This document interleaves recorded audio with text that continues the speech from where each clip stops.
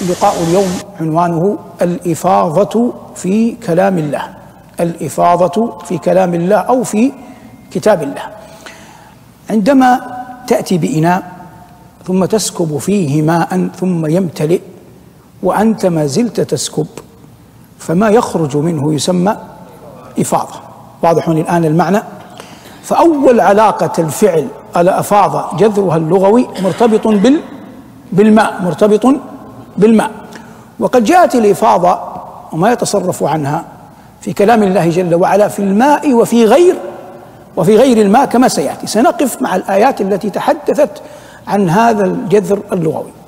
يقول الله عز وجل، نبدأ بالماء: ونادى أصحاب النار أصحاب الجنة أن أفيضوا علينا من الماء أو مما رزقكم الله قالوا إن الله حرمهما على الكافرين. هذه نداءات وردت في سورة الأعراف وانتهت إلى أن أهل النار عياذا بالله من شدة العطش يطلبون من أهل الجنة أن يفيضوا عليهم من الماء. يقول العلماء: لو كان أحد يشغل عن الماء لشغل عنه أهل النار، فأهل النار عياذا بالله في عذاب عظيم، ومع ذلك ما هم فيه لم يشغلهم على أن يبحثوا عن مصدر ماء، حتى تعلم قول الله عز وجل: وجعلنا من الماء كل شيء حي. وما في ذلك من الآيات التي امتن الله عز وجل بها على عباده بإنزال الغيث من السماء. فالإفاضة هنا على بابها الأول، وهو القضية يتعلق بفيض الماء. ومنها استنبط العلماء على أن أفضل الصدقة سقي الماء، ولا ريب أن هذا يتأكد في شدة الصيف وحمارة القيظ. هذه واحدة. الحالة الثانية في الإفاضة جاءت في القرآن في ذكر الإفاضة بالدمع. قال الله عز وجل عن بعض عباده الصالحين: وإذا سمعوا ما أنزل إلى الرسول ترى أعينهم تفيض من الدمع مما عرفوا من الحق. فأعظم ما يمكن أن يجعل الإنسان بالدمع إذا تلا كلام الله، ولا ينبغي أن يؤثر في قلبك شيء أعظم من كلام الله. وثمة آيات في القرآن ينبغي للمؤمن أن يقف عندها ويتلوها، خاصة إذا كان في مكان لا يراه أحد، وربما لو رفع صوته أكثر قليلا وأسمع نفسه في مكان لا يكون فيه غيره، فغالب الظن أن مثل تلك الآيات تحرك قلبه وتجعل الدمع يفيض من عينيه. فإن رزق هذا، فإن النبي صلى الله عليه وسلم لما ذكر السبعة الذين يظلهم الله تحت ظل عرشه يوم لا ظل إلا ظله، قال عليه الصلاة والسلام: ورجل ذكر الله خاليا وفاضت عيناه. وأنا أدلكم على بعض الآيات. الله يقول: يا صاحبي السجن أرباب متفرقون خير أم الله الواحد القهار. والله عز وجل يقول: أأنتم تخلقونه أم نحن الخالقون.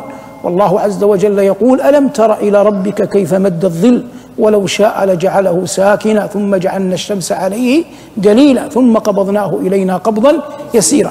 قس عليها أنت بعض هذا، والقرآن كله، لكن نحن ضعفاء، ليس كل القرآن يبلغ منا ما يبلغ لضعفنا، لكن على الأقل تكون بعض الآيات كقول الله عز وجل في خاتمة المؤمنون: فتعالى الله الملك الحق. وقول الله عز وجل في طه: فتعالى الله الملك الحق ولا تعجل بالقرآن من قبل أن يقضى إليك وحيه وقل رب زدني علما. هذا بين. الحالة الثانية بعد القرآن في فضة الدمع في أن الإنسان ينوي بحق الطاعة ثم يحول بينه وبين تأديتها عارض ليس بيده. ومن أظهر الأمثلة في زماننا على هذا الحج إلى بيت الله الحرام. فثمة أخيار لا يملكون القدرة المالية على الحج، فإذا رأوا المسلمين محرمين يؤمون البيت العتيق ترى أحدهم لا يستطيع أن يملك دمعه في أنه لا يقدر أن يحج. لذلك أنا أقول والعلم عند الله لأصحاب اليسار لأصحاب الأموال. إن من أعظم القربات في عصرنا هذا أن تمكن مسلما بصرف النظر عن جنسيته، الجنة والنار ليس لها علاقة في الجنسية، أن تمكن مسلما من الحج عجز عن الحج لقلة ذات يده. قلة ذات اليد اليوم تمنع كثيرا من المسلمين من الحج، فالتجار الأثرياء الأمراء وأمثالهم ممن يقدر من طرائق الخير لهم أن يحرصوا على أن يعينوا المسلم أو المسلمة على الحج إلى بيت الله الحرام. وأما بكاء أولئك فله دليل من الشرع، فإن النبي عليه الصلاة والسلام دعا الناس إلى جيش العسرة، وبين المدينة وتبوك ما تعلم من طول المسافات، ولا يمكن أن تقضى مشيا على الأقدام، لا بد من شيء يحمل الركب، ولم يكن لدى النبي عليه الصلاة والسلام ما يحمل الجميع عليه، فجاءوا قرابة 7 عرفوا بالبكائين. هؤلاء 7 قيل إنهم من مزينة، وقيل إنهم إخوة، وقيل إنهم من نوازع شتى من قبائل شتى، وهذا أقرب. فالله عز وجل قال: ما على المحسنين من سبيل والله غفور رحيم. ثم قال الله: ولا على الذين إذا ما أتوك لتحملهم قلت لا أجد ما أحملكم عليه تولوا وأعينهم تفيض من الدمع حزنا ألا يجدوا ما ينفقون. فهم بكوا لأنهم حيل بينهم وبين شيء في قلوبهم، صادقون في الرغبة في طاعة الله جل وعلا، لكنهم لا يملكون قدرة، ولا النبي يملك حملانا تحملهم حتى تصل بهم إلى مراده صلوات الله وسلامه عليه. ظاهر هذا. هذه الحالة الثانية. كذلك البكاء أو إفاضة الدمع، أنا أتكلم عن إفاضة الدمع، قد يقع في غير القرآن ورد في أن الإنسان قد يذكره الموقف بشخص له في القلب مكانة، والنفوس تبقى نفوسا بشرية.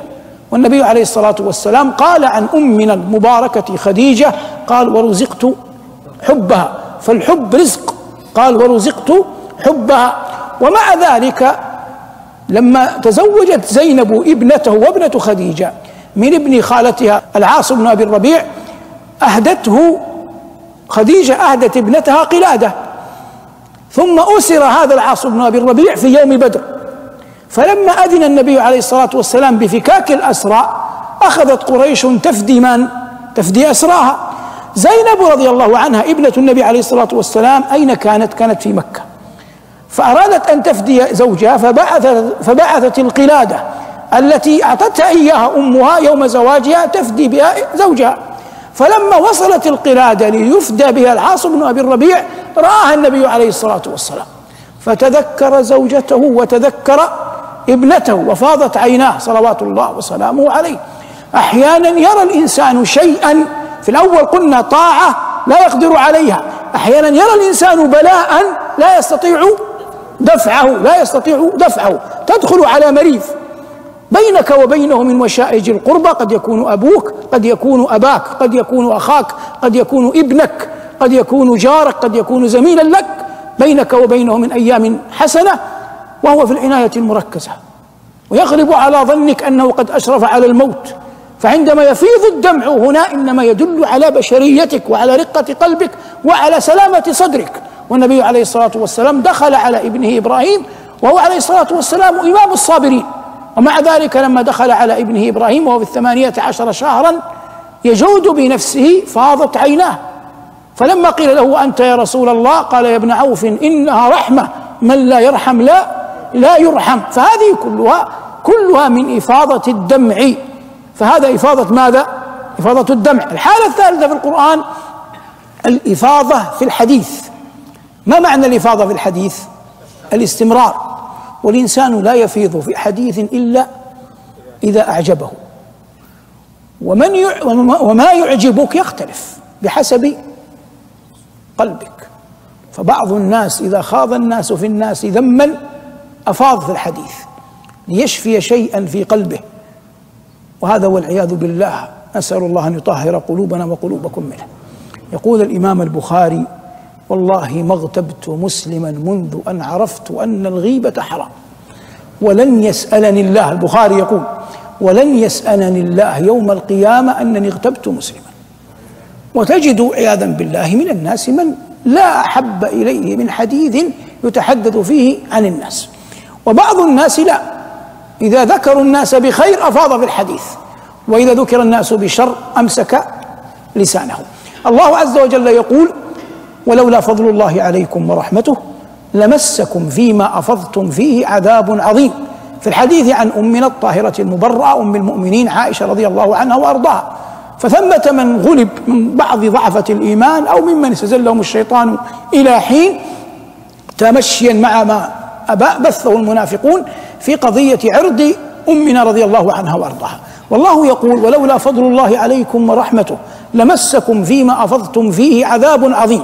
والمعنى أن أعراض المسلمين عظيمة الحرمة جليلة القدر، لا يجوز لأحد أن يخوض فيها بحديث، فكيف بعرض رسول الله صلى الله عليه وسلم؟ مما جاء في القرآن من الإفاضة في الحديث، قال الله عز وجل في سورة الأحقاف: أم يقولون افتراه قل إن افتريته فلا تملكون لي من الله شيئا هو أعلم بما تفيضون فيه كفى به شهيدا بيني وبينكم. معنى الآية: هم أي كفار قريش يقولون: أنت يا محمد لم يأتك جبريل ولم يبعثك الله ولم يرسلك الله إلى أحد، وإنما هذا كلام أنت كتبته وأملي عليك فاختلقته فزعمت أنه من عند الله. فالله يقول لنبيه: قل لهم قل إن افتريته فلا تملكون لي من الله شيئا. ما معنى الآية؟ سأتي لك بمثل ستفقه أنت إن شاء الله منه معنى الآية. أنت ما اسمك أنت؟ عبد الله. لو فرضنا أن هذا عبد الله غني جدا عنده أموال وبينه خصومة وبين ما اسمك أنت؟ لؤي. وبينه وبين لؤي خصومة، فقال لي: يا صالح قل في لؤي سوءا وأنا أكفيك إياه إذا رفع شيئا في المحكمة، وأنا أغدق عليك العطايا. فالذي يجرئني على قدح لؤي علمي أن هذا قادر على أن يكافئني. واضح الآن؟ لأني أعلم أنه رجل ثري نصف البلد يملكه أموالا. واضح الآن؟ واضح؟ فدخولي معه من حيث العقل مقبول، وإن كان من حيث الدين لا يجوز، لكن من حيث العقل مقبول. واضح؟ يوجد نفع أنا ألتمسه. واضح؟ هنا الله عز وجل يقول لنبيه: قل إن افتريته فلا تملكون لي من الله شيئا. معنى الآية: لو أنا كما تزعمون، كما فرضتم جدلا، هم كاذبون لكن نتنزل، يعني لو فرضنا جدلا أنني أنا افتريت هذا القرآن على الله، فإن الله لن يتركني. واضح؟ لن يتركني من دون عقوبة. آتي على الناس وأكذب عليهم وأفتري على الله الكذب وأدعي أن الله بعثني وهو لم يبعثني، فسيعاقبني. وأنا أعلم يقينا أنكم لن تستطيعوا أن تدفعوا عذاب الله عني. واضح؟ أعلم يقينا أنكم لن تستطيعوا أن تدفعوا عذاب الله عني، فليس من المعقول أن أكذب على الله من أجلكم وأنتم ليس بأيديكم شيء. الآن في خبر عبد الله ولؤي بيد عبد الله شيء، لكن أنتم الآن لا تستطيعون أن تدفعوا عني عذاب الله، فليس من المعقول أن أكذب على الله وأنا أعلم يقينا أنكم لا تملكون أن تدفعوا عني عذاب الله. واضح الآن؟ قل إن افتريته فلا تملكون لي من الله شيئا هو أعلم، أي إن الله أعلم، هو أعلم بما تفيضون فيه، يعني ما تزعمونه من أحاديث وتخوضون فيه ليل نهار، تزعمون أنني ساحر، تزعمون أنني كاذب، تزعمون أنني كاهن. الله عز وجل مطلع عليكم كفى به شهيدا بيني وبينكم. هذه كفى به شهيدا هي التي ينبغي لي ولك ولكل مؤمن ومؤمنة أن يجعلها في نفسه. فالله عز وجل يقول: قل أي شيء أكبر شهادة قل الله. هذا مدخل عظيم لزيادة الإيمان في قلب أي مسلم. كلما أردت أن تثبت على الطاعة تذكر أن الله مطلع عليك، وكلما أردت أن تحجم عن المعصية تذكر أن الله مطلع عليك. ففي صلاتك يعني اختر هذه الآية في قيام الليل: قل أي شيء أكبر شهادة قل الله. فلا أحد أكبر شهادة من الله. فأنت عندما أحيانا تدخل مكان وتستحي من زيد أو عمرو أن يراك وأنت معذور، فإن الرجل يستحي من كبار قومه، يستحي من كبار قومك، وقد تلتفت يراك أحد لا يراك أحد. عود نفسك على علمك يقينك أن الله عز وجل يراك، حتى في بعض الأشياء من الخير يكون خير عظيم، عمل صالح كبير، لكن لا يراك أحد. قطعا إن النفوس إذا لم يكن يراها أحد تبقى شيء من الإحجام. لذلك قال جبريل النبي عليه الصلاة والسلام: ما الإحسان؟ قال: أن تعبد الله كأنك تراه، فإن لم تكن تراه فإنه يراك. هذه هي المنزلة العظيمة، أن تعبد الله كأنك تراه. مما يجعلك تصل إلى مقام الإحسان قول الله عز وجل: قل أي شيء أكبر شهادة قل الله، فما لا يعلمه الناس يعلمه الله، وما يعجز الناس عنه يقدر عليه الله. هذا كله في قول الله عز وجل: هو أعلم بما تفيضون فيه. بقي أن نختم الإفاضة في المكان، من مكان إلى مكان. قال الله: فإذا أفضتم من عرفات، وقال الله: ثم أفيضوا من حيث أفاض الناس. عرفات مشعر عظيم جليل، لكنه حل وليس بحرم، وكانت قريش تمتنع أن تقف فيه، كانت قريش تمتنع أن تقف فيه وتقول: نحن الحمس لا نخرج إلى الحرم. رزقنا الله وإياكم التقوى، ووفقنا الله وإياكم لما يحب ويرضى، والعلم عند الله. صلى الله على محمد وآله، والحمد لله رب العالمين.